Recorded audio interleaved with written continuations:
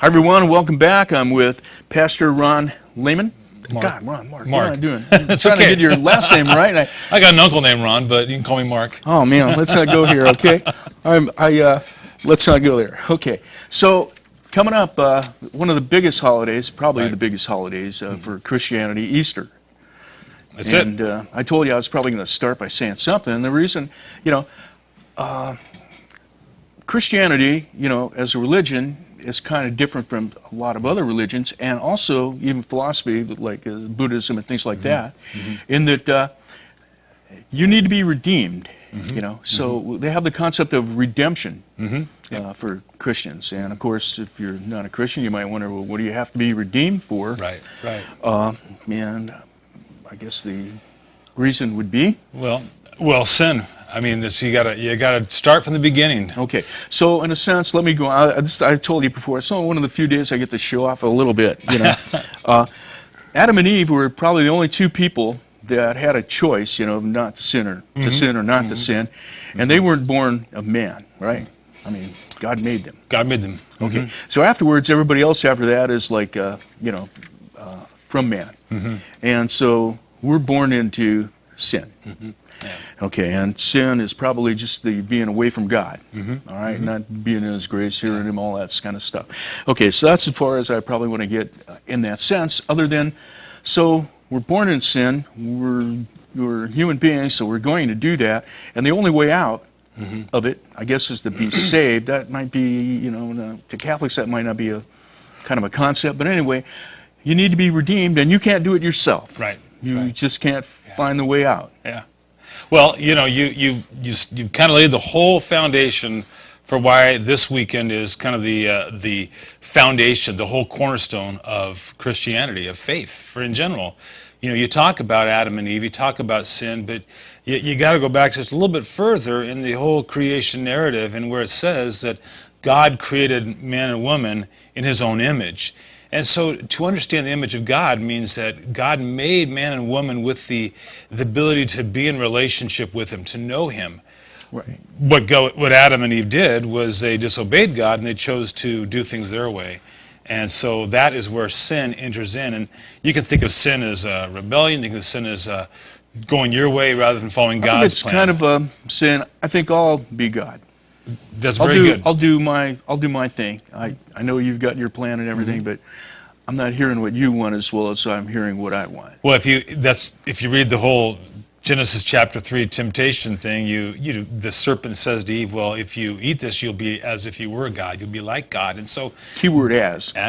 Exactly. Okay. And so I think that sin, and we call that original sin, this kind of human nature to want to rule ourselves, to be in control, to do things our way. Right. And so that's the essence, that the struggle. Man, though created in God's image, is separated from God because of sin. We're going to take a break, and then we'll come back. Sounds good. Okay? So we'll come back with more about Easter after this break. You're watching Amador County's local television network, TSPN. Well, hi, everyone. Tom Slivick.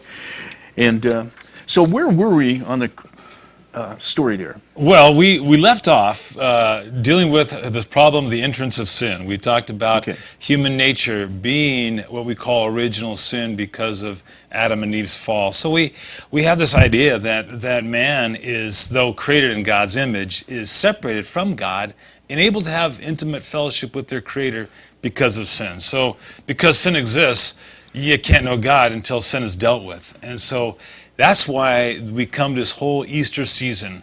How did God deal with the problem of sin? And so we back up and we realize that Christ was sent as the Advent Christmas season. He came as God's plan to deal with the problem of sin. And it's interesting because we can talk about the Gospels and all that Jesus did, but as you come to this Holy Week, this time of Good Friday and Easter, this is when the plan of God's redemption is really put in place. All that Jesus has done is 3 years of ministry, the miracles, the teaching. He's proclaiming who God is. He's revealing that God's grace and His love for all mankind. And now He comes to this incredible moment of Easter, of Good Friday, of the crucifixion, God's plan. You know, Mark, it seems to me that like one of the key teachings or the key things said was kind of like at the end when Christ was dying, and he says, "Forgive them; they don't know what they're doing." And I think I think that's, to me, the message. Like, you can't now. How do I mean? Forgive them in the sense, but also like they don't know what they're doing. It's like we really don't know what it is, that the heaviness of what it is that any of us are doing. And we don't, when we get that insight, we also realize that since I don't know it, other people don't know it too, so it's pretty hard to hold, I don't want to say hold stuff again, but malice. So, you need to kind of see the point. Go ahead. Yeah, You talk. Well, no, but you mentioned a good thing. Jesus talks about with those words he speaks from the cross, "Father, forgive them, for they know not what they do." There's a reality that they were not really aware of what they were doing. They were actually fulfilling what needed to happen. And so it was... I think it was, I guess what I was trying to say, it's a larger issue too. It's like we almost don't know what we're doing. Well, I mean, when we try to live our own agenda, we think that we know what we're doing. But if we're not walking in terms of the image hearing of God, say the Word of God, the connection that Adam had, to get back to that, which is, to me, is probably common sense. But once we go on our own way and we start hearing the voices in our head, they're not common sense anymore. It's not God. If we can grasp the fact that and again, these are all faith statements. You gotta come on by faith and say, I do believe that I was not just a happenstance, that I was intentionally created, that God's creative plan includes me, and that I was created to know Him, to love Him as He has loved me. Maybe that accounts why everyone feels like they're so special, even though there's billions of us. Well, we are. We're fearfully and wonderfully made, according to the word in Psalm 139, and that's wonderful. We're all different, but we're all made in His image with that ability to know Him. But that problem of sin has to be dealt with. That keeps us separate from God.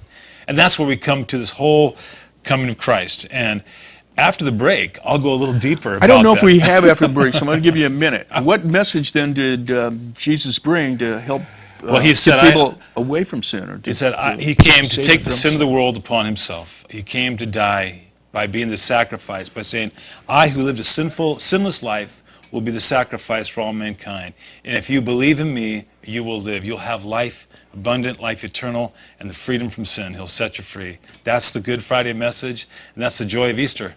Set free from your sin, redeemed, so you can live life in His image, in His fullness. Okay. Thank you. How was that? Asher? It's pretty good. Pretty good. Okay. And we're going to be back right after this break. Stay with us. You're watching Amador County's #1 news and sports leader,